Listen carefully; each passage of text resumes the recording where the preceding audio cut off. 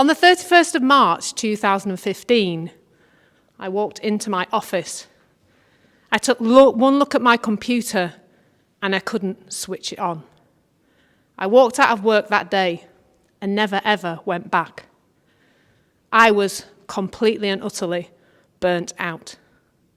I'd been stressed for such a long time that finally my body gave up and wouldn't let me do it anymore.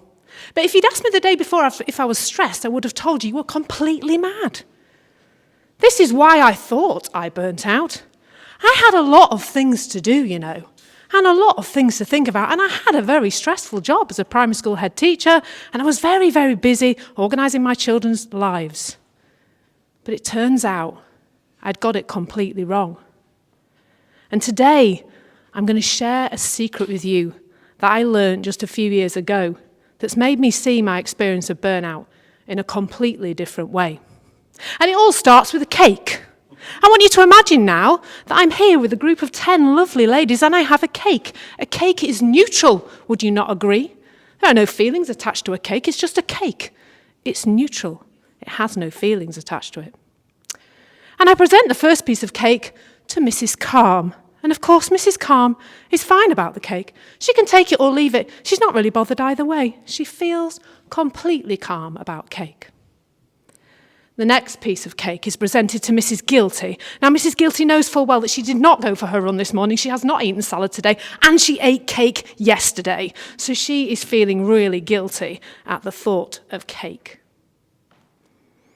And then the next piece of cake goes to Mrs. Deserving, and Mrs. Deserving knows that she's worked really hard today. She's had a really rough day. Her boss has been a pain in the arse. None of her emails would work the way she wanted them to, and so she knows that she deserves a piece of cake. And now the next piece of cake goes to Mrs. Superior, and Mrs. Superior takes one look at my piece of cake, and she knows I haven't used very good cocoa powder. She can see that cake is nowhere near as well risen as the one she made last week. However, Mrs. Inferior feels completely the opposite. She looks at that cake and she feels terrible because she knows the cake she made last week was all sunken in the middle and her kids turned their nose up at it. So she feels inferior. And then there's Mrs. Fearful. Now, Mrs. Fearful is thinking all about whether or not the ingredients in this cake are organic. Is there aluminium in the baking powder? Is this cake going to make her sick in the short or long term?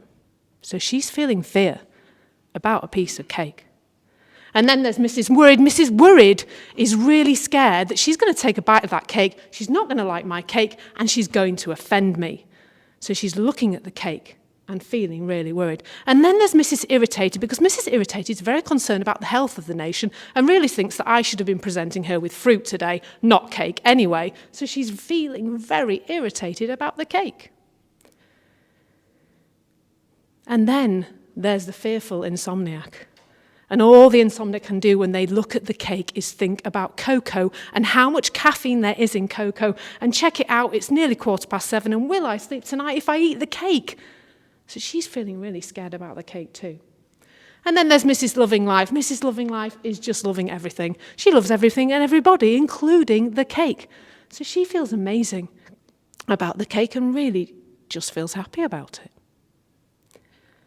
One cake. I've just shared with you 10 possible realities related to cake, but in actual fact, we could have 8 billion realities, all created with our thought illusion of what we actually see in front of us. Maybe think about your life for a moment. What is it in your life that you think is making you feel stressed?